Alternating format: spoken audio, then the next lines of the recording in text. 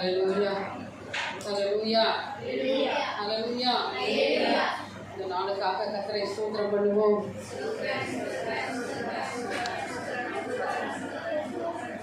பரிசுத்தம் நிறைந்த எங்கள் பரலோகம் பிதாவே, நன்றியோடு துதிக்கிறோம் அப்பா, ஸ்தோத்திரிக்கிறோம்.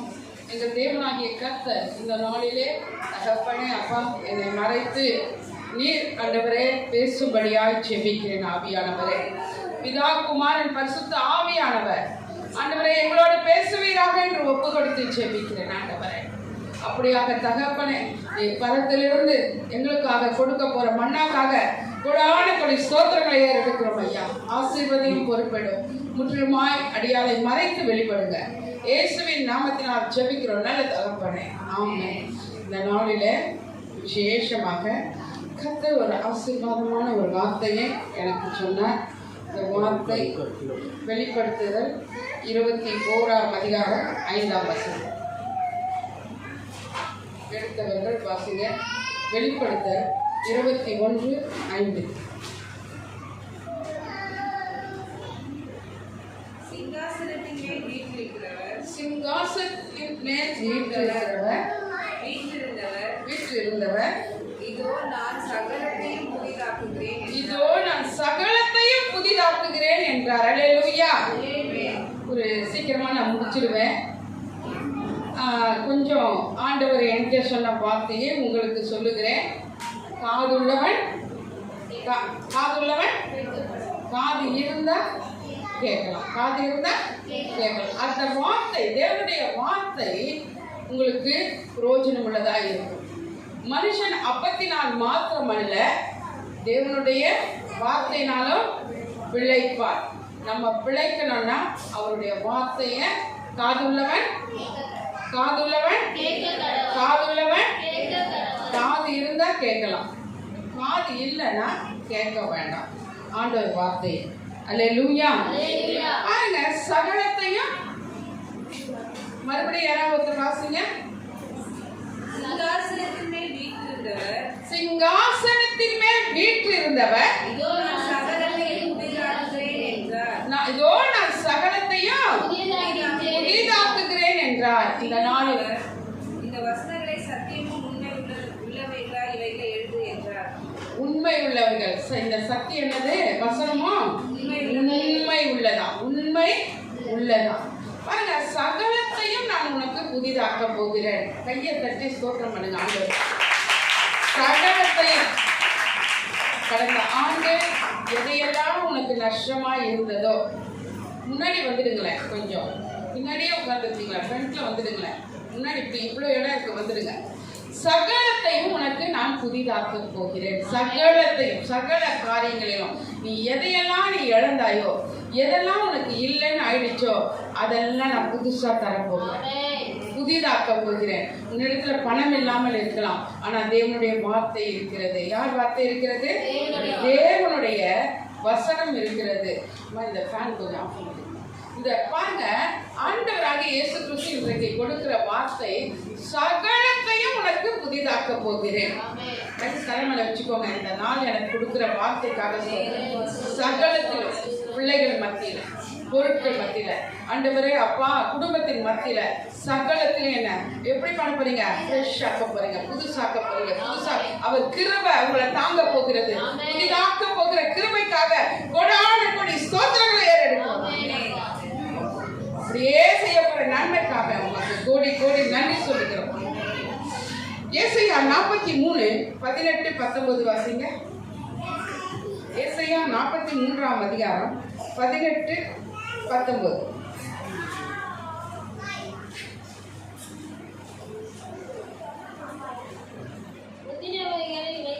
முந்தினவைகளை நினைக்க வேண்டாம், பூர்வமானவைகளை சிந்திக்க வேண்டாம். அல்லேலூயா. இதோ நான் புதிய காரியத்தை செய்கிறேன், இப்பொழுதே அது தோன்றும். பாருங்க, ஆண்டவர் சொல்றாரு, இப்பொழுதே அது தோன்றுமா. இந்த இடத்துல எதற்காக ஜெபித்துக் கொண்டிருக்கிறீர்களோ, வீடு இல்லை, எங்களுக்கு கூட வீடு அவசியம் தேவை. இந்த மாதத்துல கர்த்தர் எனக்கு கூட நல்ல ஒரு வீட்டை கொடுக்கணும். அப்படியா நாங்கள் ஜோம் பண்ணிட்டு இருக்கிறோம், எங்களுக்கு ஒரு நல்ல வீடு கொடுங்கப்பா. சாட்சியிலையும் வீடு வேணும்னு சொன்னாங்க. இப்பொழுதே அது தோன்றும். பணம் இல்லை, கவலைப்படாதீங்க. தேவனுடைய வார்த்தை இருக்கிறது.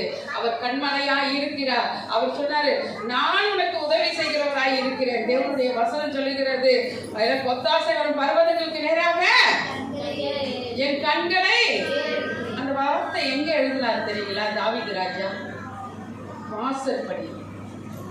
வாசற்படியில நின்று அவருடைய பெரிய ஒரு ராஜாங்க அவருக்கு அரசாளுகிற இடம், அந்த இடத்தெல்லாம் விட்டுட்டு ராஜா வந்து வாசலுக்கு நேராக ஒரு கல்லை போட்டுட்டு உட்காந்துட்டு கல்லு மேலே. இப்போல்லாம் வந்து ஒரு வீடுகளுக்கு போனால் கூட அவங்க என்ன பண்ணுறாங்க தெரியுங்களா? ஒரு சேர் போட்டு ரொம்ப டாம்பிகம் பண்ணுறாங்க. ஆனால் ராஜா தாவீது ராஜா அந்த இஸ்ரவேல் நாட்டில் அவருடைய பெரிய ஒரு ராஜாங்கத்தில் பெரிய அரசியல் இருக்கிறார். அவர் ஒரு ராஜாவா இருக்காரு. அவர் வாசப்படியில ஒரு கல்லை போட்டு அந்த கல்லு மேல உட்கார்ந்துக்கிட்டு வானத்தை பார்த்து ஆண்டவர்கிட்ட அந்த வார்த்தை எழுதுகிறார், எனக்கு ஒத்தாசை வரும் பர்வதங்களுக்கு நேராக என் கண்களை.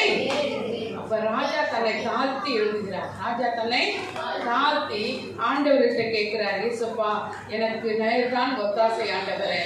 நம்ம அப்படி கேட்டிருக்கோமா? வானத்தை பார்த்து கேட்டிருக்கோமா? ஆண்டவர்கிட்ட தாழ்மைப்பட்டிருக்கோமா? இல்லை. ஆனால் ராஜா தாழ்மைப்பட்டு ஆண்டவரிடத்திலே உதவி ஒத்தாசை கேட்கிறார். ராஜாவுக்கு இல்லாதது ஒன்றும் கிடையாது. ஆனால் ராஜா வந்து தாழ்மையோடு தன்னை தாழ்த்தி அவர் கேட்கிறார். ஆனால் இந்த காலகட்டத்தில் நமக்கு தாழ்மை இருக்கிறதா இல்லையான்றது நாமளே சோதிச்சு பார்த்துக்கணும். தாழ்மை உள்ளவனுக்கும் கர்த்தர் கிருபை கொடுக்கிறவராக இருக்கிறார். அப்போ இங்கே சொல்லப்படுகிறது ஏசாயா 43:18-19, அப்பொழுது அது தோன்றும், நீங்கள் அதை அறியீர்களா? வனாந்தரத்திலே வழியையும் அவாந்திர வெளியிலே ஆறுகளையும் உண்டாக்குவேன். வனாந்தரம்னா என்னங்க? ஒன்றுமே இல்லாம இருக்கு பாருங்க, அதுதான் வனாந்தரம். இன்றைக்கு பொழுதுக்கு நமக்கு காலையில ஒரு டீ கூட இல்லை, நம்ம வீட்டில் வாங்க முடியாது. தண்ணி கூட இல்லை. அப்போ தண்ணி இருந்தா கேஸ் இல்லை, கேஸ் இருந்தா என்ன இல்லை, தீக்குச்சி இல்லை. அப்படி ஒரு சூழ்நிலை அமைது பாருங்க, அதுதான் வனாந்தரம். என் வீட்டில் ஒண்ணுமே இல்லையே, ஆனால் எனக்கு என்ன வேணும் ஆண்டவரே? காலையில எனக்கு டீ வேணும். ஆனால் நீங்கள் அதை கேட்கும் பொழுது ஆண்டவராக இயேசு கிறிஸ்து வனாந்தரத்திலே உங்களுக்கு வழியை உண்டாக்குகிற தேவனாய் இருக்கிறார். அல்லேலூயா. ஒன்றும் இல்லை, வெறுமையா இருக்கிறேன். நீங்க ஆண்டவரிடத்துல முழங்கால் படியிலும் அந்த பெருமையான சூழ்நிலை, கர்த்தர் உங்களுக்கு வனாந்தரத்திலே வழியை உண்டாக்குகிற தேவனாய் இருக்கிறார். இப்பொழுதே அது நீ எந்த காரியத்தை கேட்டாலும் சரி, குழந்தைக்கு ஃபீஸ் கட்டணுமா, இப்பொழுதே அது தோன்ற போகிறது. உன் பிள்ளைகளை நல்ல இடத்துல படிக்க வைக்கணுமா, இப்பொழுதே அது தோன்ற போகிறது. மனுஷனோ முகத்தை பார்க்கிறான், கர்த்தரோ உன் இருதயத்தை ஆராய்ந்து பார்க்கிற தேவனா இருக்கா. உன் இருதயத்துல இருந்து வரக்கூடிய கண்ணீர், உன் இருதயத்துல இருந்து படக்கூடிய பிரயாசம், உன் இருதயத்துல இருந்து படக்கூடிய வேதனை, அதெல்லாம் கர்த்தர் அறிந்து. நேற்று தினத்தில் முந்தின நாள் வேலைக்கிழமை இந்த வார்த்தையை தியானித்துக் கொண்டு இருக்கும் பொழுது என்னோடு ஒரு ஊழியக்காரர் பேசும் பொழுது இந்த வார்த்தையை எனக்கு சொல்லுகிறார். நான் தியானித்துக் கொண்டிருக்கிறேன், அந்த ஊழியக்காரர் அந்த வார்த்தையை சொல்றார். அப்பொழுது ஆண்டவராக இயேசு கிறிஸ்து என்னோடு பேசுகிறார், உன்னுடைய திருச்சபைக்கு இந்த வார்த்தையை பேசு. அதுதான் சொல்லப்படுகிறது ஏசாயா 43:18-19, இப்பொழுதே அது தோன்றுமா, நான் புதிய காரியத்தை செய்ய போகிறேன், நீங்கள் அதை அறியீர்களா? நான் வனாந்தரத்துல ஒன்றுமில்லாமல் இருக்கிற உன்னுடைய வாழ்க்கையில, வெறுமையா இருக்கிற உன் வாழ்க்கையில, யாருமே சம்பாதித்து கொடுக்காம இருக்கிற உன் கரங்களில யாருமே உனக்கு ₹1 கூட கொடுக்கல, உன்னால வீட்டு வாடகை கட்ட முடியல, உன்னால வீட்டுக்கு தேவையான ப்ரொவிஷன் வாங்க முடியல, வனாந்தரம். அதுதான் உனக்கு வனாந்தரம். அச்சூழ்நிலையிலே நம்மை படைத்த கர்த்தர் என்ன செய்கிறார் என்றால் உனக்கு உதவி பரத்திலிருந்து அனுப்புகிற தேவனாய் இருக்கிறார். கரங்களை தட்டி எனக்கு உதவி அனுப்பினதுக்காக நன்றியாக. அவர் உதவி அனுப்பினா மீதியா எடுப்பீங்க. மீதியா எடுப்பீங்க. நீங்களா போய் கடன் வாங்கினா கடனுக்கு மேல கடனா ஆண்டவர் கடன் மாத்திரம் எனக்கு இந்த 1ஆம் தேதியே சொல்லிட்டார், நீயோ கடன் வாங்காத இருப்பாய், கடன் கொடுப்பான்னு சொல்லி. அல்லேலூயா, அல்லேலூயா. இந்த வார்த்தையை நீங்கள் விசுவாசிக்க வேண்டும். ஆண்டவரே கடன் கொடுப்பாய் சொன்னீர் ஆண்டவரே, எனக்கு கொடுங்க. நீங்க கொடுத்தாதான் ஆண்டவரே நீங்க கேட்கணும். நீங்க வாயை திறந்து கேட்டாதான். அவர் சொன்னார், நீ தேடினால் தென்படும், நீ தேடினாதான் நான் தென்படுவேன்னு சொன்னேன். ஒரு கணவன் மனைவி சண்டை போட்டுக்கிட்டாங்கன்னு வச்சுக்கோங்க. மனைவி என்ன பண்ணுவா தெரியுங்களா? கணவன் சாப்பிடலன்னு சொல்லிட்டு சாப்பாடு செஞ்சு சாப்பிடுன்னு சொல்லுவான். கணவன் என்ன சொல்வார்? வெளியில இருந்து கொண்டு வந்து நீ சாப்பிடுன்னு சொல்வார். ஆனா 2 பேரும் ஒன்று 1 மணி நேரத்துல ஒன்று சாய்ப்பாங்க. ஆனா கர்த்தர் எப்படி தெரியுங்களா? நீங்க தேடினாதான் அவர் தேவைப்படும். கர்த்தர் எப்படி தெரியுங்களா? நீங்க தேடணும். ஏசப்பா எனக்கு செய்யுங்க அப்படின்னு நீங்க சொன்னாதான் அவர் உங்களுக்கு செய்வார். நீங்க அவர் பார்த்துக்கிடுவாரு அப்படின்னா அவர் பார்த்துக்கிட்டே தான் இருப்பாரு. அவர் ஜென்ட்லா என்ன பண்ணுவாரு? என் புள்ள கேட்டாதான் நான் தருவேன். வாயை திறந்து கேட்டாதான், நீ ஜெபம் பண்ணாதான் நான் செய்வேன், நீ வேதத்தை வாசிச்சாதான் நான் செய்வேன் அப்படின்னு தான் ஆண்டவர் இருக்கிறார். புரியுதுங்களா? அப்ப நீங்க என்ன பண்ணணும்? அனுதினமும் ஜெபிக்கிறவர்களாய் காணப்பட வேண்டும். நீங்க தேடும் பொழுதுதான் கர்த்தர் உங்களுக்கு கொடுக்க வல்லவராய் இருக்கிறார். தேடினவங்களாம் எத்தனை பேர் ஆண்டவர்கிட்ட பெற்றுக்கொண்டீங்கன்றவங்களாம் கையெழுத்துக்குங்க பார்க்கலாம். நான் ஜெபம் செய்து ஆண்டவரிடத்துல பெற்றுக்கொண்டேன். அல்லேலூயா. அப்போ நீங்க தேடும் பொழுது கர்த்தர் கொடுக்கிறவரா இருக்கு. அதுவும் அதிகாலையில் தேடும் பொழுது நான் பெற்றுக்கொள்கிறவர்களாக இருக்கிறோம். என்னுடைய வாழ்க்கையில வனாந்திரம் தாங்க. இந்நாள் வரையிலும் நான் ஜெபித்துதான் ஜெயத்தை பெற்றுக்கொண்டேன். உங்கள் வாழ்க்கையில நீங்க வாடகை கட்டலை, ஃபீஸ் கட்டலைன்னா இந்த வனாந்தரமான வாழ்க்கையில நீங்கள் தேடும் பொழுது சகலத்தையும் அவர் உங்களுக்கு புதிதாய் கொடுக்கிற தேவனாய் இருக்கிறார். அல்லேலூயா. வாசிங்க ஏசாயா 43:17 வாசிங்க.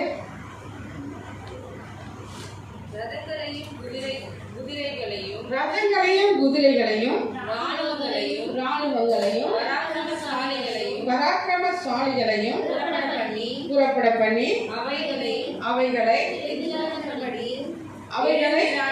எழுந்திராதபடிக்கு ஒருமித்து விழுந்து கிடக்கவும் ஒரு தீயை அணைக்கிறது போல் அவைகள் அணைந்து போகவும் பண்ணுகிற கர்த்தர் சொல்லுகிறதாவது. அல்லேலூயா, அல்லேலூயா.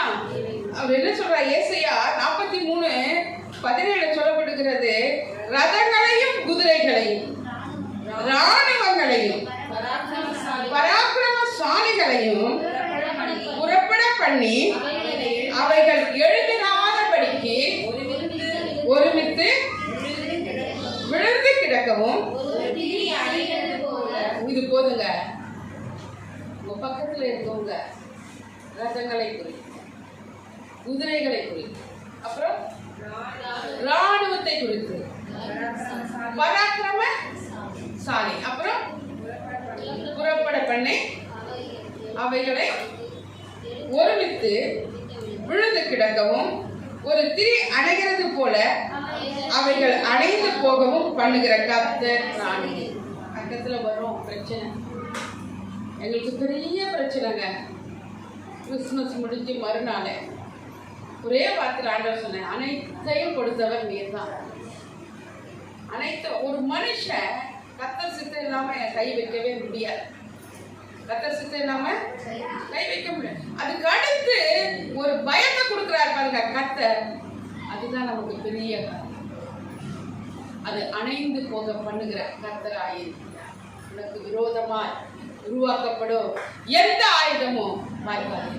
உனக்கு விரோதமா முடியாது. எங்களால தான் முடியும். நாங்க தான் பராக்கிரமசாலி. நாங்கள் குதிரைகளையும் அப்புறம் ரதங்களையும் குறித்து அவங்க மேன்மை பாராட்டுவாங்க. ஆனால் ஆண்டவராக இயேசு கிறிஸ்து சொல்லுகிறார், ஒரு திரி அணைகிறது போல நான் அதை என்ன பண்ணுவேன்? அணைந்து போக பண்ணுகிற கர்த்தர் நான். நீ சும்மா இரு, நான் உனக்காக யுத்தம் பண்ணுவேன். நீ சும்மா இரு, உனக்காக நானே யுத்தம் பண்ணுவேன். நீங்க அவரை தேடனா சகலத்திலே கர்த்தர் உங்களுக்கு புதிதாக்குகிற தேவனாய் இருக்கிறார். நீ இப்ப யோசிக்க பாரு, என் வாழ்க்கையில இப்படியா இருக்கு, என் திரி அணிஞ்சு போச்சுன்னு நீ நினைக்கிற. கிடையவே கிடையாது. உன் திரி அணையவே அணைக்க மாட்டாரு. ஏன்னா நீ கர்த்தரை தேடி வந்திருக்கிற. உன் குடும்பம் அணைஞ்சு போச்சு நீ நினைக்கலாம், அணைக்கவே மாட்டார் கர்த்தர். உன் குடும்பத்திலே புதிய சகலத்தையும் புதிய காரியத்தை செய்கிற தேவனாய் இருக்கிறார். அல்லேலூயா.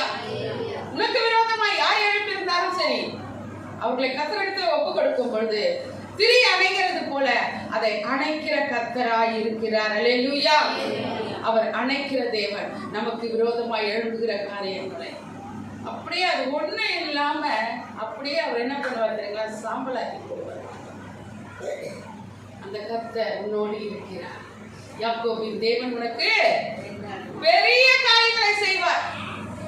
பெரிய காரியங்களை செய்வார். நீ விசுவாசிக்கணும், ஆண்டவரே எனக்கு நீ பெரிய காரியங்களை செய்ய போறீங்க. ருசி பார்க்கணும் இயேசுவை, நீங்க எனக்கு பெரிய காரியங்களை நீங்க செய்ய போறீங்க இயேசப்பா. நீ யாக்கோபின் தேவனாய் இருக்கிறீரப்பா. இந்த இஸ்ரவேலருக்காக நீ செய்ய போற பெரிய காரியங்களுக்காக நான் உம்மை ஸ்தோத்திரிக்கிறேன் ஆண்டவரே. ஸ்தோத்திரம் சொல்லி பாரு. காலையில எழுந்தவனே அதிகாலையில நீ ஸ்தோத்திரம் பண்ணி இட இட இட என்ன நடக்கும் தெரியுங்களா? டேங்க் ஃபுல்லா தண்ணி போட்ட மாதிரி இருக்கும். ஃபுல்லா தண்ணி. நீ ஸ்தோத்திரம் பண்ணிட்டீங்கன்னா அந்த தண்ணியை நாள் முழுவதுமாக கறி கழுவிக்கலாம், மீன் கழுவிக்கலாம், கருவோடு கழுவிக்கலாம், எல்லாம் கழுவலாம். தண்ணி ஃபுல்லா இருக்கிறதா பாத்திரம் கழுவ எல்லாத்துக்கும் யூஸ் பண்ணிக்கலாம். தண்ணியை குடிக்கலாம், எல்லா காரியங்களையும் செய்யலாம். அதுதான் ஸ்தோத்திரம். அதிகாலையில் நீ ஸ்தோத்திரம் செலுத்தும் பொழுது தேவனாகிய கர்த்தர் அன்று முழுவதுமாக ஒரு கிருபையை கொடுத்து சகலத்தையும் புதிதாக்குகிற தேவனாய். ஒருத்தவங்க கிட்ட மோதுறாங்கன்னா அவங்க தான் நசுங்கி போயிடுவாங்க, அவங்க தான் நாசம் ஆயிடுவாங்க. நீ தைரியமா சொல்லலாம், தலைக்கல்லை கொண்டு நான் வருவேன், தலைக்கல்லாகிய இயேசு கிறிஸ்துவை கொண்டு நான் வருவேன். இன்னைக்கு உனக்கு ஒரு வனாந்தரம் வருதுன்னா அதுக்கு காரணம் என்ன? அதை யோசிச்சு பாரு. இன்னைக்கு நான் கஷ்டப்படுறது காரணம் என்ன? இன்னைக்கு ஒரு வனாந்தரம் இருக்கு, நான் தினம் ஆண்டவரை தேடுறேன், எனக்கு வனாந்தரமா இருக்குது. ஆண்டவருடைய ஆசை என்ன தெரியுங்களா? உன் மன விருப்பத்தின்படி உனக்கு தந்தவர்களே உன் ஆலோசனைகள் எல்லாம் கர்த்தர் நிறைவேற்றுகிறார்.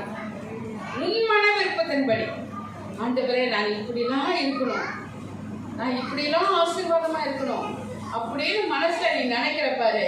அது அதிகாலையில ஸ்தோத்திரம் சொல்லும் பொழுது நீ முழங்கால நின்று கர்த்தரிடத்துல கேட்கும் பொழுது உன் தேவனாகிய கர்த்தர் நீ இப்படி வனாந்தரமா இருக்க விட மாட்டார். உன்னை ராஜாக்கள் மத்தியிலே அமர செய்து பிரபுக்கள் மத்தியிலே உன்னை அமர செய்து உன்னை ஆசீர்வதிக்கிற தேவனாய் இருக்கிறார். அல்லேலூயா. அப்படியாக எனக்கு நடக்கும் அப்படின்றவங்க கையை தட்டுங்க பார்க்கலாம். சகலத்திலே எனக்கு ஒரு ஆசீர்வாதம் வரப்போகுது, சகல காரியங்களும் எனக்கு ஒரு ஆசீர்வாதம் வரப்போகிறது. அல்லேலூயா. என் ஆசைலாம் ஊழியம் செய்யறதுதாங்க. என்னுடைய ஆசைலாம் ஊழியம் செய்ய. ஆனால் பெரிய பணக்காரங்களாம் நம்ம கிட்ட இல்லை, ஏழைங்க தான் இருக்காங்க. அந்த ஏழைங்க ஊழியம் செய்யறாங்க. அந்த ஏழைங்க ஊழியத்தின் பாதையில கத்துறாங்க. இந்த சபைக்கு வந்து 4 பேரு சபை வச்சுட்டாங்க. என்னை பார்த்து என்னோட கூட நான் வளர்த்த பிள்ளைகள், பிள்ளைகள் 4 பேருமே கடந்த ஞாயிற்றுக்கிழமை சாயங்காலம் அங்கே போகிறேன். அங்கே திருவிழா நடக்குது. அப்போ நான் என்னை பார்த்தோன்னே அவங்க பயந்துட்டாங்க. நான் சொன்னேன், நீ ஒரு 100 ஆத்மா பரலோகத்துக்கு ஆதாயப்படுத்துறேன்னா அதை குறித்து தேவன் என்ன பண்ணுவார்? சந்தோஷப்படுவார். இதை உருவாக்கின எனக்கு ஒரு கிரீடத்துல என்ன இருக்கு? முக்தி இருக்கு. அல்லேலூயா. நீங்கள் ஊழியம் செய்வது தான் என்னுடைய ஆசை. உங்கள் வீடுகளிலே ஜெபம் நடத்த வேண்டும். உங்க வீடுகளில் அக்கம் பக்கம் இருக்கிறவங்களை கூப்பிடணும். ஒருவேளை சாப்பாடு கொடுங்க, சாப்பாடை கணக்கு பார்க்காதீங்க.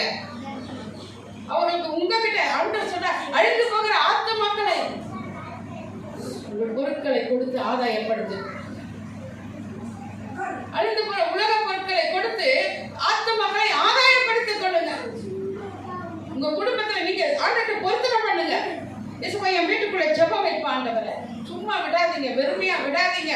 ஒரு சின்ன குடிசையா இருந்தாலும் சரி, அது 4 ஆணி ஒரு கோடியா இருந்தாலும் சரி, அங்க ஜெபத்தை ஆரம்பிங்களேன். ஆண்டவரே, என் குடும்பம், என் பிள்ளைகள் ஆசீர்வதிக்கப்பட, என் குடிகார பிள்ளை குடியில இருந்து விடுதலை கிடைக்க நான் ஜெபம் வைக்கிறேன் ஆண்டவர். நான் 4 ரட்சிக்கப்படாதவங்களை கூப்பிடுங்க, ரட்சிக்கப்பட்டவங்களை தயவு செய்து கூப்பிடாதீங்க. அடுத்த சபைக்கு போறவங்களை கூப்பிடாதீங்க. உங்க அக்கம் பக்கம் இருக்கிற இந்த பிள்ளைகளை கூப்பிட்டு அவங்களுக்கு வயிறார உணவு கொடுத்து வேத வார்த்தையை நீங்கள் சொல்லும் பொழுது தேவனாகிய கர்த்தர் உங்கள் குடும்பத்தில் உங்க பிள்ளைகள் மத்தியில பெரிய ஆசீர்வாதத்தை கொடுக்க வல்லவராய் இருக்கிறார். அல்லேலூயா. ஒரு சாப்பாட்டுக்கு நீங்க கணக்கு பார்த்தீங்கன்னா கர்த்தர் உங்களுக்கு கணக்கு பார்க்கிற தேவனாய் இருக்கிறார். அல்லேலூயா. அதுக்குதான் சொன்னார், அழிந்து போகிற உலக பொருட்களால் ஆத்துமாக்களை என்ன பண்ண ஆதாயப்படுத்து. அல்லேலூயா. உங்களுடைய நோக்கம்லாம் இதை சம்பாதிக்கணும் அதை சம்பாதிக்கணும் இருந்ததுன்னா முதல்ல ஆண்டவருக்கு ஆக நீங்க என்ன பண்ணணும்? உங்க குடும்பத்துல உங்கள் வீடுகளிலே நீங்க ஜெபத்தை திறந்து கொடுக்கிறவர்களாய் இருக்க வேண்டும். அப்படி திறந்து கொடுக்கும் பொழுது உங்கள் குடும்பம் ஆசீர்வதிக்கப்பட்ட குடும்பமாய் இருக்கும். அல்லேலூயா. அல்லேலூயா. ஏசாயா 41:17 தான் வாசித்தோம். ஒரு வித்து விழுந்து கிடக்கவும் ஒரு திரி அணைகிறது போல அவைகள் அணைந்து போக பண்ணுகிற கர்த்தர் சொல்லுகிறதா. உனக்கு பிரச்சனை வரும். பிசாசு ஆனவன் உன் மேல நீ ஜெபிக்கிறதுனால எரிச்சலா தான் இருப்பான். ஆனால் அந்த இடத்துல ஆண்டவராக இயேசு கிறிஸ்து நீயும் சரிக்கு சரி நின்னா நீ தோத்து போயிடுவ. கர்த்தர் பார்த்துக் கொள்வார் என்று நீ விட்டு விடுவாய். ஆனால் அந்த திரி அணைகிறது போல அணைந்து விடுவார்களாம். அல்லேலூயா. அல்லேலூயா. வாசிங்க ஏசாயா 65:16 வாசிங்க. 65:16.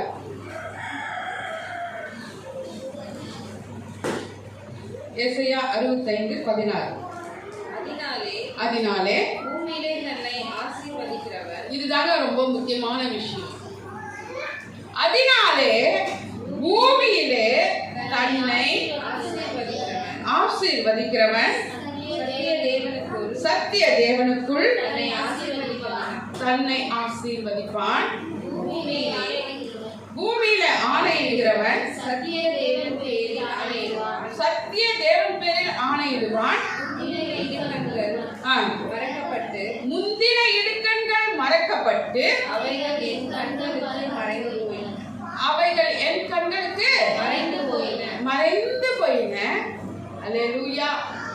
இது பாருங்க, நான் உங்களுக்கு சொன்னேன், வீட்டுல நீங்க ஜெப கூட்டத்தை வைக்கணும். என் வீடு நல்லா இல்லை அப்படின்னு நினைக்காது. இருக்கிற இடத்த சுத்தம் பண்ணி அங்கே ப்ரேயர் மீட்டிங் வைங்க, செல்ஃப் ப்ரேயர் வைங்க. வாரத்தில் ஒரு நாள் வைங்க. அக்கம் பக்கம் இருக்கிறவங்களை கூப்பிட்டு அவங்களுக்கு ஏதாவது கொடுத்து வைங்க. அது உங்களுக்கு ஆசீர்வாதமா இருக்கும். இங்கே சொல்லப்பட்டிருக்கிற வார்த்தை, பூமியிலே தன்னை ஆசீர்வதிக்கிறவன் சத்திய தேவனுக்குள் என்னை ஆசீர்வதிப்பான். சத்திய தேவனுக்குள் தன்னை ஆசீர்வதிப்பான். நீ கூப்பிட்டு உன் பிள்ளைங்களை ஆசீர்வதிக்கும். இன்னைக்கு பாஸ்டர் சொன்னாங்க, வசனம் சொல்ற பிள்ளைங்க வாங்க. எந்த பிள்ளைக்குமே அந்த வார்த்தை காதுல விழவே இல்லை. காதுல விழவே இல்லை. அவங்க விளையாடிட்டு இருக்காங்க. அது காரணம் யார் தெரியுங்களா? பெற்றவங்க தான். அது காரணம் யாரு? உன் பிள்ளை நல்லா இருக்கணும்னு நினைச்சா ஆண்டவர் சொன்னாங்க, எனது கோலும் உமது தடியும், கோலும் இருக்கணும் தடியும் இருக்கணும், என்னை தேற்றும் என்று சங்கீதம் 23 சொல்லப்பட்டிருக்கு. உங்க பிள்ளைங்க வசனம் சொல்லலைன்னா நீங்க என்கிட்ட 2 கையை 2 அடி வாங்கிட்டு போயிடுங்க இனிமே. சரியா? கரெக்டா நான் சொல்றது? சொல்லுங்க. உங்க வீட்டுல யாராவது ஒருத்தர் படிச்சிருக்காங்களா? நீங்க உங்க பிள்ளைகளுக்கு இன்னைக்கு மதியத்துல இருந்து சனிக்கிழமை வரைக்கும் அந்த வார்த்தையை நீங்க சொல்லிக் கொடுக்க விளையும் பயிர் முளையிலேயே தெரியும். அது விளைஞ்ச பிறகு அது பலன் கொடுக்கிறதாயி. தொட்டில் பழக்கம் சுடுகாடு மட்டும் சொல்லிட்டு தமிழாளுங்க சொல்லுவாங்க. நீங்க இப்பவே என்ன பண்ணணும்னா கவனிங்க, இந்த வசனத்தை உங்க பிள்ளைகளுடைய இருதயத்துல விதைக்கணும். வசனத்தை உங்க பிள்ளைங்களுடைய இருதயத்துல விதைக்கணும். படிச்ச பிள்ளைங்க வீட்டுல இருக்கீங்க, உங்க பிள்ளைங்களை உங்களால ஆளுகை செய்ய முடியாதா? நல்ல ஒரு பெரிய ஒரு 100 ரூபாய் சாக்லேட் வாங்கி இங்க வாங்க கொடுக்குறேன்னு சொன்னா உங்க பிள்ளைங்க உங்ககிட்ட வந்துருவாங்க. ஆனா என் வீட்டுல என் தங்கச்சி தான் என் 2 பிள்ளைகளுக்கு வசனம் சொல்லி கொடுத்தாங்க. கடைசி தங்கச்சி, நான் வேலைக்கு போயிடுவேன். நீங்க இனி வர நாட்களிலே உங்கள் பிள்ளைகள் வேதம் வசனத்தை சொல்லும்படியாக நீங்க சொல்லிக் கொடுக்கணும். ஒரு சின்ன அடியாவது சொல்லிக் கொடுங்க. அடுத்தது 2வது அடி சொல்லிக் கொடுங்க, அடுத்து 3வது அடி சொல்லிக் கொடுங்க. மனப்பாடம் பண்ணிட்டு வந்து அந்த பிள்ளைகள் இந்த சபையில அந்த வசனத்தை சொல்லும் பொழுது அவர்கள் ஆசீர்வதிக்கப்பட்டவர்களாய் மலர்வார்கள். வேத வசனம் வாயில இருதயத்துல இருக்கும் பொழுது அவர்கள் ஆசீர்வதிக்கப்பட்டவர்களாய் வளருவார். அதனால இந்த இன்று சொல்லப்படுகிற வார்த்தை, அதனாலே பூமியிலே தன்னை ஆசீர்வதிக்கிறவன், பூமியிலே தன்னை ஆசீர்வதிக்கிறவன். உங்களை நீங்க தான் ஆசீர்வதிக்கணும். உங்க பிள்ளைகளுக்கு நீங்க தான் வசனத்தை சொல்லிக் கொடுக்கணும். உங்க பிள்ளைகளை நீங்க தான் வாழ வைக்கணும். நீங்க தான் ஜெபிக்கணும். என் பிள்ளை இப்படி இருக்கணும் ஆண்டவரே, என் பிள்ளை ஆசீர்வாதமா இருக்கணும் ஆண்டவரே. எத்தனை பேர் விரும்புறீங்க? நான் என்கிட்ட இங்க வர பிள்ளைகள் எல்லாம் நான் ஆசீர்வாதத்தை அனுப்புறாங்க. இந்த பிள்ளைங்க இப்படிதான் வளரணும், இப்படிதான் வரணும்னு சொல்லிட்டு. மொக்க பிள்ளைங்க இங்க வந்த பிள்ளைங்க எல்லாம் இன்னைக்கு 2 டிகிரி வாங்கின பிள்ளைங்களா இருக்காங்க. இன்றைக்கு ஆலயத்தை நடத்துகிற பிள்ளைங்களா இருக்கிறாங்க. ஆனால் இப்படியே நீங்க உட்கார்ந்துட்டு இருக்கிறது கர்த்தருக்கு பிரியமில்லாத காரியம். வேத வார்த்தையிலே தேறினவர்களாய் காணப்பட வேண்டும். ஒரு பிள்ளை நல்லவனா வளரட்டும், அது நல்லா இல்லாம வளரட்டும். அது யாரால சொல்லுங்க? உங்க வாயால? யாரால? தாயால தான். யாரான? தாயால தான். தாய் தான் என்ன பண்ணணும்? பிள்ளைகளுக்கு கற்றுக் கொடுக்க. வர வாரத்துல இருந்து உங்க பிள்ளைங்கெல்லாம் வசனத்தை மனப்பாடமா இங்க சொல்லுவாங்க என்று நான் விசுவாசிக்கிறேன். அல்லேலூயா. அந்த வசனம் ஆகப்பட்டது உங்க பிள்ளைகளை ஆசீர்வதிக்கும் என்று நான் விசுவாசிக்கிறேன். ஆமென். அதுதான் ஆண்டவர் சொன்னார், அதனாலே பூமியிலே தன்னை ஆசீர்வதிக்கிறவன் சத்திய தேவனுக்குள் தன்னை ஆசீர்வதிப்பான். பூமியிலே ஆணையிடுகிறவன் சத்திய தேவன் பேரில் ஆணையிடுவான். முந்தின இடுக்கண்கள் மறைக்கப்பட்டு அவைகள் என் கண்களுக்கு மறைந்து போய். முந்தின பிள்ளைங்க நல்லா இல்லாம இருக்கலாம், வாளா இருக்கலாம், தோளா இருக்கலாம். ஆனா இனி வர நாட்கள்ல உன் பிள்ளைகளை நீ தான் ஆசீர்வதிக்க போற. என் பிள்ளை இப்படி இருக்க போகுது, என் பிள்ளை இப்படி வளர போகுது சொல்லி சொல்லி அப்படி ஜோம் பண்ண. என் பிள்ளை இப்படிதான் வளரும். ஆரம்ப காலத்துல என் பிள்ளைகளுக்கு நான் அதான் சொல்லுவேன், நீங்க 2 பேருமே பாஸ்டர் தான் சொல்லி வளர்த்துருக்கேன். நீங்க 2 பேருமே ஊழியக்காரங்க தான், வேற எந்த கனவும் வேணாம். 2 பேரும் ஊழியம் தான் செய்ய போறீங்க. நம்ம வீட்டுக்கு வரவங்களும் ஊழியம் தான் செய்ய போறாங்க. அப்படி சொல்லி சொல்லி தான் வளர்த்தேன். உங்கள் பிள்ளைகளை அப்படி சொல்லி வளர்த்து விடுங்க. ஊழியத்திற்கு என்று இல்லை, உங்கள் பிள்ளைகள் எப்படி வர வேண்டும் என்று நீங்கள் விரும்புகிறீர்களோ உங்க மன விருப்பத்தின்படி உனக்கு தந்தவர்களே உன் ஆலோசனைகள் எல்லாம் கர்த்தர் நிறைவேற்றுகிறவராய் இருக்கிறார். அதுதான் சொல்ல, சத்திய தேவனுக்குள்ள உன்னை நீயே ஆசீர்வாதம். நான் இப்படி இருக்க மாட்டேன், நான் ஆசீர்வாதமா இருக்க போறேன். நான் எப்படி இருக்க போறேன்? ஆசீர்வாதமா இருக்க போறேன். உங்களை நீங்களே ஆசீர்வதிங்க. நான் இப்படிதான் இருப்பேன்னு சொல்லிட்டு அப்பொழுது அந்த ஆசீர்வாதம் ஆண்டவர் சொல்வார் கரத்திலிருந்து.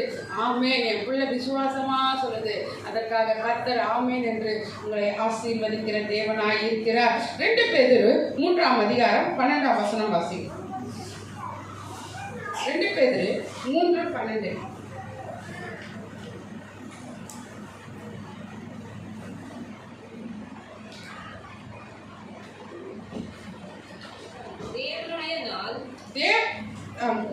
தேவனுடைய நாள் சீக்கிரமாய் வரும்படிக்கு மிகுந்த ஆவலோடு காத்திருங்கள். அந்த நாளில் வானங்கள் வெந்து அழிந்து பூதங்கள் எரிந்து உருகி போகும். இந்த பிரச்சனை எல்லாம் ஆண்டவர் வரும்பொழுது இந்த வசனம் மறுபடியும் வாசிக்கிறேன். நான் சீக்கிரமாய் வரும்படிக்கு மிகுந்த ஆவலோடு காத்திருங்கள். மிகுந்த ஆவலோடு காத்திருங்கள். 2வது வருகை அவர் வருவதற்காக நீங்க ஆவலோடு காத்திருக்க வேண்டுமா? 2வது வருகை அவர் வரப்போகிறார். வரத்துக்காக நீங்க ஆசையா காத்திருங்க. நான் வரப்போறேன். நான் எப்படி பூமியிலிருந்து எடுத்துக்கொள்ளப்பட்டேனோ அப்படியாக வானங்கள் வழியாக நான் வரப்போகிறேன் என்று இயேசப்பா சொல்லுகிறார். அவர் அதற்காக நீங்க ஆவலாய் காத்திருங்கள். அந்த நாளிலே வானங்கள் வெந்து அழிந்து பூதங்கள் எரிந்து உருகி போகும். பூதங்கள் எரிந்து உருகும். 2வது வருகையில இயேசப்பா வரும்பொழுது இப்படி எல்லாம் நடக்கும்.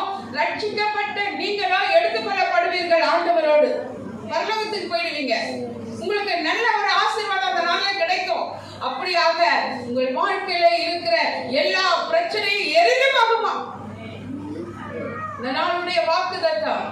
உங்க வாழ்க்கையில் என்னென்ன காரியங்கள் இருக்குதோ, உங்களுக்கு விரோதமா எதெல்லாம் நடந்து கொண்டிருக்கிறதோ இருக்கிறியோ, வெறுமையா இருக்கிறியோ, வனாந்தரமா இருக்க, அதெல்லாம் என்ன போகுது? எரிந்து போக போகிறது. உனக்கு புதிய ஆசீர்வாதத்தை நான் கொடுக்க போகிறேன் என்று கர்த்தர் இந்த நாள் வாக்கு கொடுக்கிறார். அல்லேலூயா.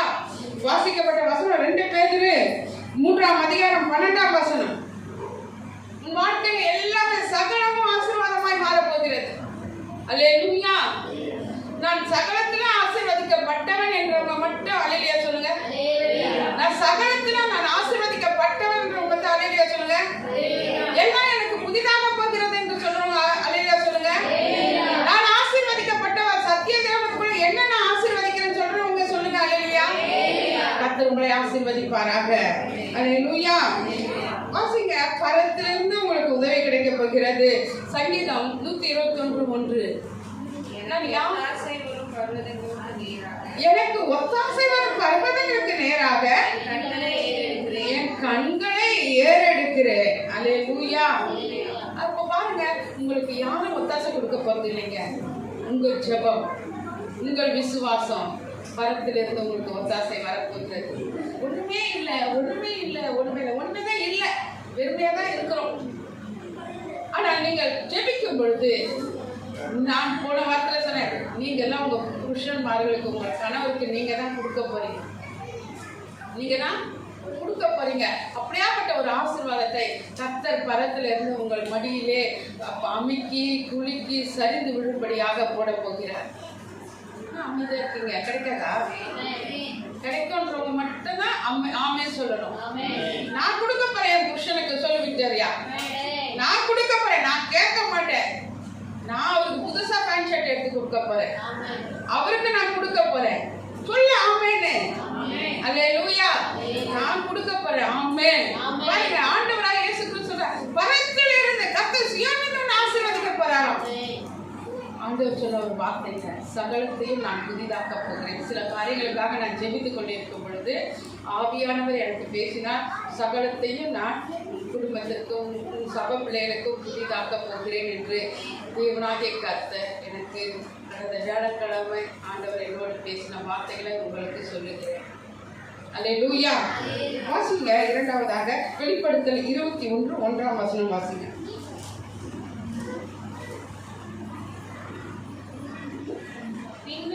பின்பு நான் புதிய வானத்தையும் புதிய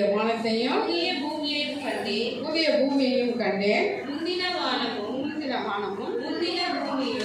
பூமியும் ஒழிந்து போயின, சமுத்திரமும் இல்லாமல் போயிற்று. அல்லேலூயா. உங்க வாழ்க்கையில கொந்தளிக்கிற சமுத்திரம் இல்லாமல் போக போகிறது. உங்கள் வாழ்க்கையில முந்தி இருந்த கஷ்டங்கள் ஒழிந்து போக போகிறது. சகலத்துமே கர்த்தர் உங்களை புதிதாக்க போகிறார். அல்லேலூயா. நீங்கள் ஆசீர்வதிக்கப்பட்டவர்களா என்று கர்த்தர் சொல்லுகிறார். ஆண்டவரே, இத்தனை நாட்கள் போல் அல்ல, இந்த நாள் சகலத்திலும் என்னை ஆசீர்வதித்து அனுப்புகிற ஆண்டவரே. அல்லேலூயா. வாசிங்க, யாக்கோபு 1:17 வாசிங்க. யாக்கோபு 1ஆம் அதிகாரம் 17ஆம் வசனம். இந்த வார்த்தை நன்மையான எந்த ஈவும் பூரணமான எந்த வரமும் எங்க உண்டாகி? வரத்திலிருந்து உண்டாகி ஜோதிகளின் பிதாவினிடத்திலிருந்து இறங்கி வருகிறது. அவரிடத்தில் யாதொரு மாறுதலும்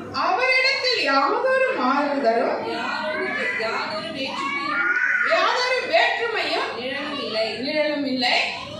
அல்லேலூயா. இது பாருங்க, நான் வாசித்த வசனம் யாக்கோபு 1:17. ஆவியானவர் உங்களுக்கு சொல்லுகிற வார்த்தை. கடந்த 2016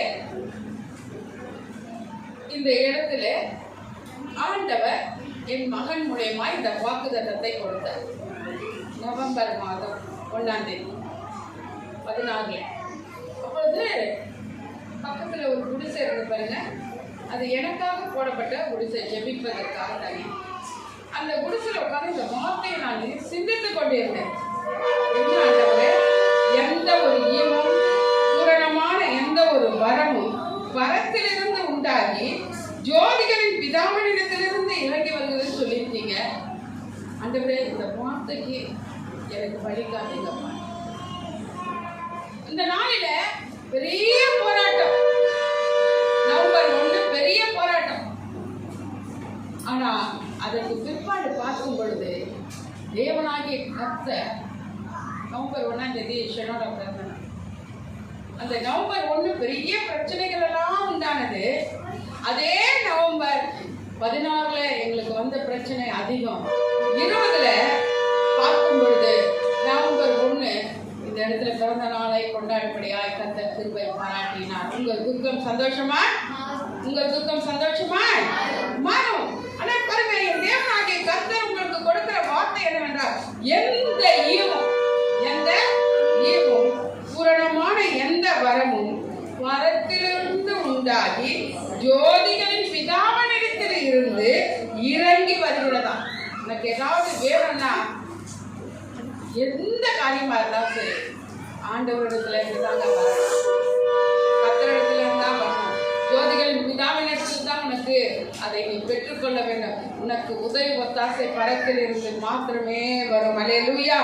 அவரிடத்துல யாதொரு மாறுதலும் யாதொரு வேற்றுமையின் நிழலும் இல்லை.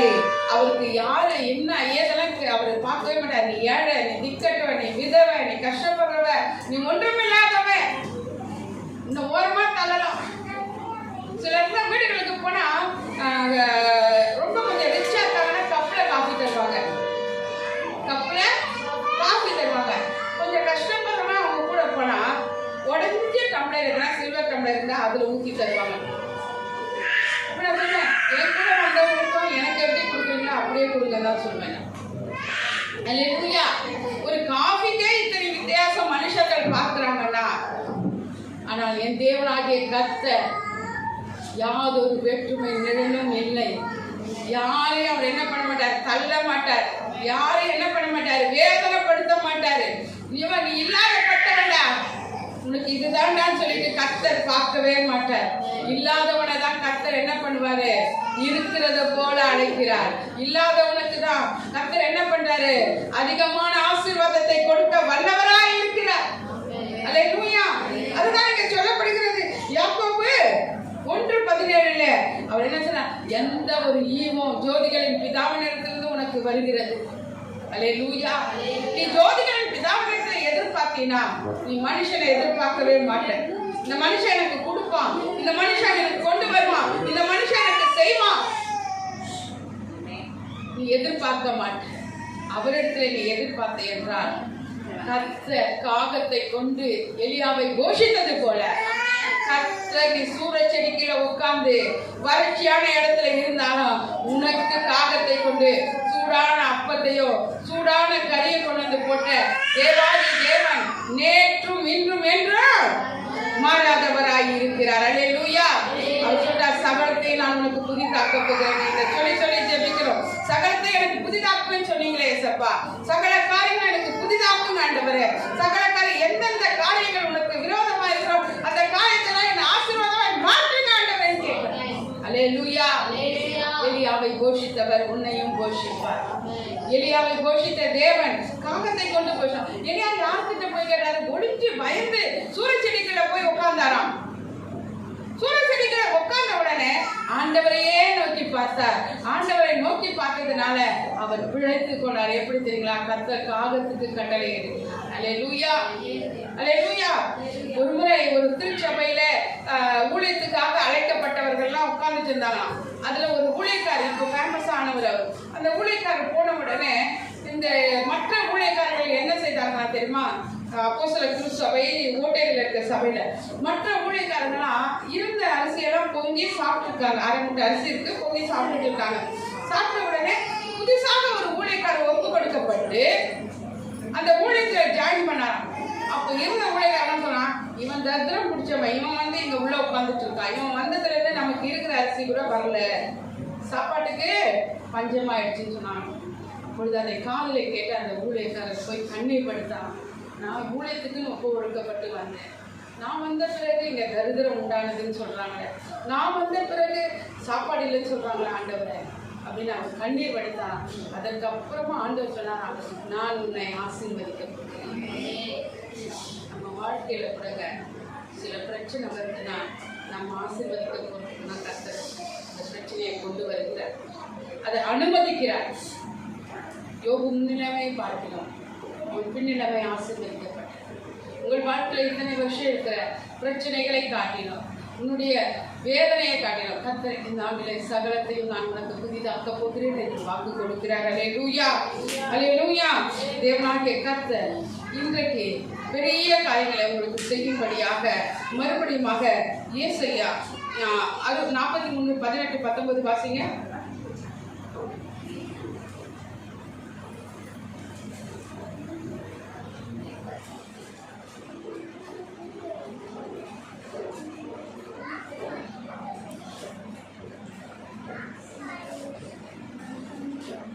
ஏசாயா 18. முந்தினவைகளை நினைக்க வேண்டாம், பூர்வமானங்களை சிந்திக்க வேண்டாம். இதோ நான் புதிய காரியத்தை செய்கிறேன். அல்லேலூயா. உங்களுக்கு தேவனாகிய கர்த்தர் புதிய காரியத்தை செய்ய போகிறார். அப்படியே முழங்கால் படித்து, எனக்கு புதிய காரியத்தை சகலத்தில் செய்த ஆண்டவரே, எப்பா இன்றையிலிருந்து எனக்கு புதிய காரியத்தை செய்யுங்கப்பா. எல்லாவற்றையும் நான் கொடுக்கிறவளா இருக்கணும், நான் கொடுக்கிறவளா இருக்கணும். நான் தான் கொடுக்க வேண்டும், நான் தான் கொடுக்க வேண்டும். நான் கூட ஒரு பொருத்தனையை செய்திருக்கிறேன். என் தேவனுக்கு இந்த காரியத்தை நான் என்னால் முடியாத ஒரு பெரிய தொகையை நான் கொடுக்க போகிறேன் என்று பொருத்தனை செய்திருக்கேன். அதை கர்த்தர் வாய்க்க பண்ணுவாராக என்று நான் ஜெபித்துக் கொண்டிருக்கேன். ஆண்டவர், நான் தான் கொடுக்கிறவளாய் இருக்கணும், வாங்குறவளாய் நான் ஒருபோது இருக்கக்கூடாது. ஆண்டவரே, அப்படியே முழங்கால ஆண்டவரே, சகல காரியத்திலும் எனக்கு தகப்பனே ஆண்டவரை புதிதாக்க போகிற கிருபைக்காக நன்றி சொல்லுகிறேன். நன்றி சொல்லுகிறேன் ஆண்டவரே. ஆண்டவருக்கு நன்றி சொல்லக்கூடிய நாளாய் இருக்கிறது. தகப்பனே, உமக்கு ஸ்தோத்திரம் அப்பா, உமக்கு நன்றி ஆண்டவரே. நன்றி அப்பா, நன்றி அப்பா, நன்றி அப்பா, நன்றி அப்பா. வரம எருசலேமே, பரலோகம் விட்டிறங்குதே, அலங்கார மணவாட்டியா அழகாக ஜொலித்திடுவே. ஆமென், அல்லேலூயா, ஆமென், அல்லேலூயா, ஆமென், அல்லேலூயா, ஆமென், அல்லேலூயா. எருசலேமே, கோடி தன் குஞ்சுகளை எற்றனைக்கோ ஏக்கத்தின் குரல் கேட்டே, தாய்வாரவை துடித்திடும் பாசம் கண்டே, தாவரமாய் சிறகடின் தஞ்சமனே, கனிவான எருசலேமே, கனிவான எருசலேமே, பரலோகம் விட்டிறங்குதே, அலங்கார மணவாட்டியா அழகாக ஜொலித்திடுவே. ஆமென், அல்லேலூயா, ஆமென், அல்லேலூயா, ஆமென், அல்லேலூயா, ஆமென், அல்லேலூயா. பரிசுத்தமுள்ள பிதாவே, உம்மை நன்றியோடு துதிக்கிறோம் அப்பா, ஸ்தோத்திரிக்கிறோம். ஆண்டவரே, தாய் பறவை தகப்பனை குஞ்சுகளை அணைத்துக் கொள்வது போல ஆண்டவரே, எங்களை எங்கள் சபை மக்களையும் நீர் அணைத்துக் கொண்டு சகலத்தையும் புதிதாக்குகிறேன் என்று சொன்னீரப்பா. சகலத்திலும் புதிய காரியத்தை செய்ய போகிறேன் என்று சொல்லி யாரெல்லாம் இந்த வேலையில எதற்கெல்லாம் தகப்பனை கண்ணீர் வடிக்கிறார்களோ, எதற்கெல்லாம் மனம் குமரி கொண்டிருக்கிறார்களோ, எந்தெந்த காரியங்களை வாய்க்கப்படும் என்று நினைக்கிறார்களோ, அதையெல்லாம் கர்த்தர் வாய்க்கப்படும்படியாய் ஜெபிக்கிறேன். அதையெல்லாம் கர்த்தர் ஆசீர்வதித்து அனுப்பும்படியாய் ஜெபிக்கிறேன். ஆண்டவரே, செய்ய போகிற தகப்பனே, ஈவுக்காக கொடா கொடி ஸ்தோத்திரங்களை எங்களை ஆசீர்வதிப்பீராக. கேட்க வாய் தந்து எங்களை ஆசீர்வதிச்சு அனுப்புங்க ஆண்டவரே. எங்களை ஆசீர்வதியும் ஆண்டவரே. அப்பா, எங்களை ஆசீர்வதிக்கும்படியாக ஆண்டவரே, இப்பொழுது தகப்பனை எங்களை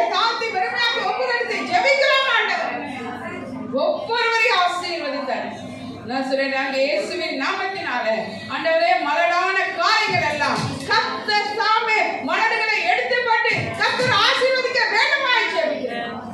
மனாந்தரம் எல்லாம் செழிப்பாகிறாங்க. அப்படியா செய்யப்படுற நன்மைக்காக கொடி ஸ்தோத்திரங்களை இயேசுவின் நாமத்தினால் ஜெபிக்கிறோம் நல்ல பிதாவே. ஆமென்.